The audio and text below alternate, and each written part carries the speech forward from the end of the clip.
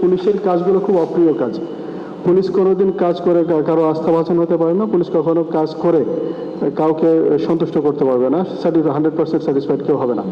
এটার কারণটা হচ্ছে যে পুলিশের কাজের ধরনটা এরকম। আপনি একটা অভিযোগ করলেন, আপনার অভিযোগের প্রেক্ষিতে আমি পুলিশ যাকে আটকাবে সে পুলিশের প্রতি ক্ষুব্ধ। আবার আপনি অভিযোগ করলেন, আপনি যদি প্রতিকার না পান তাহলে যার নামে অভিযোগ করছেন সে ঠিক আছে, আপনি ক্ষুব্ধ।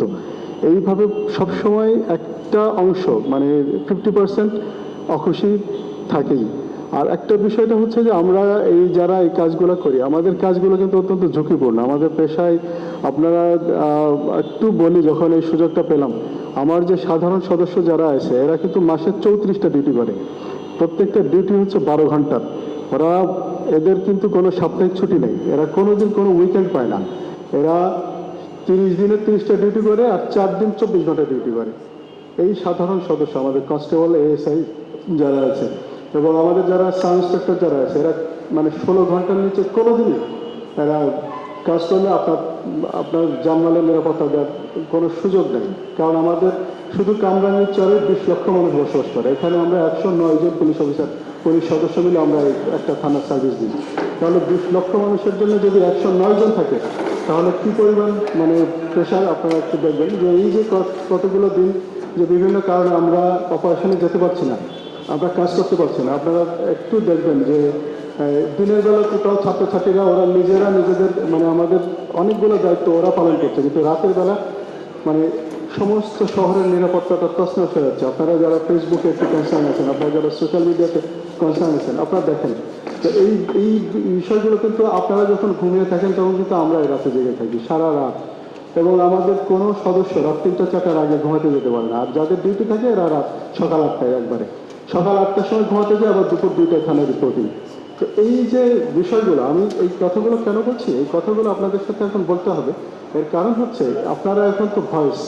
আমি শুধু এখানে যারা উপবিষ্ট আছেন, বিশেষ করে ছাত্রছাত্রী যারা, আমি তাদেরকে আহ্বান জানাবো যে তারা যে দাবিটা তারা নিয়ে আসছে রাজপথে, আজ পর্যন্ত ছাত্রছাত্রী সেই দাবি নিয়ে কখনো ব্যর্থ হয়ে ফেরত যায় না। এটা ইতিহাস এটা বলে না। তো আমার তাদের কাছে অনুরোধ থাকবে যে একটা পেশাদার, মানবিক এবং সমস্ত ধরনের প্রভাবমুক্ত পুলিশ বাহিনী গড়তে যে এজেন্ডা তারা দিয়েছে, সেই এজেন্ডা থেকে তারা যেন সরে না আসে। এটা আমি চাই যে আমাদের যারা আগামী প্রজন্ম তারা যেন একটা পেশাদার এবং সব ধরনের প্রভাবমুক্ত একটা পুলিশি সেবা যাতে তারা তাদের পরবর্তী প্রজন্মের জন্য নিশ্চিত করে যেতে পারে। আমি সেই দিনটা স্বপ্ন দেখি। আমি ভীষণ রকম আশাবাদী মানুষ। আমি সমস্ত ধ্বংসের ভিতর থেকে ফিনিক্স পাখি যেভাবে উঠে দাঁড়াই, আমি বিশ্বাস করি এই যে ছাত্র জনতা এবং আমাদের যারা আমরা পেশাজীবী যারা আছি, বিভিন্ন পেশার সমস্ত শ্রেণী পেশার, আমরা যদি সত্যিকার অর্থে আমাদের যে দায়িত্বগুলো নিজ নিজ জায়গা থেকে পালন করতে পারি, ইনশাআল্লাহ আমরা খুব দ্রুতই একটা উন্নত জাতি হিসাবে বিশ্বব্যাপী মাথা তুলে দেওয়াতে পারবো। এবং এই সমস্ত অর্জনগুলো, এগুলো কিন্তু সত্যিকার অর্থেই এই যারা প্রজন্মকে নেতৃত্ব দেয় তাদের মাধ্যমেই আসে। সুতরাং আমি এটা আবারও আমার ছাত্রছাত্রী ভাই বোন বন্ধুরা যারা এবং প্রিন্ট ইলেকট্রনিক মিডিয়া যারা আছেন তাদের কাছে আমি আবারও বলবো যে একটা সব ধরনের প্রভাবমুক্ত শুধুমাত্র আইনি পরিকাঠামোতে পরিচালিত হবে এরকম একটা পুলিশ বাহিনীর দাবি থেকে তারা যেন কখনো সরে না আসে। আপনাদেরকে ধন্যবাদ। আমরা যারা ইউনিফর্মের চাকরি করি আমাদের অনেক কিছু ভেতরে থাকে, আমরা বলতে পারি না। তো তারপরে এখন যখন এই সুযোগটা আসছে, আমি এতটুকু আপনাদের কাছে অনুরোধ রাখলাম, আমাদের ভবিষ্যতের জন্য এটা অত্যন্ত জরুরি।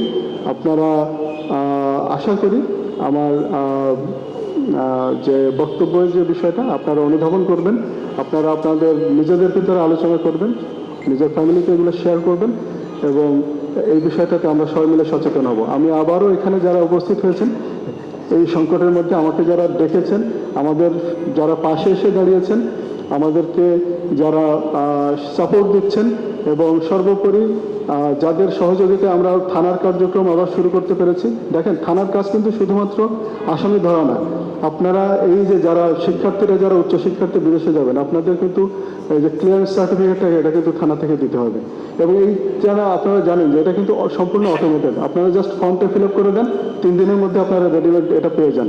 আমার মনে হয় না বাংলাদেশে আর কোনো সার্ভিস এত প্রম্পট এবং এত ক্রিটিক্যাল একটা সার্ভিস এত নির্ধারিত সময়ের মধ্যে দেওয়া হয়। আমার মনে হয় না আর কোনো ইয়াটা আছে, থাকতে পারে, অনেকে থাকতে পারে, কিন্তু আমরা এটা অত্যন্ত নিয়মিতভাবে দিয়ে থাকি। আমরা প্রত্যেকটা সময় সংকটে আমরা সবসময় মানুষকে সেবা দিয়ে থাকি।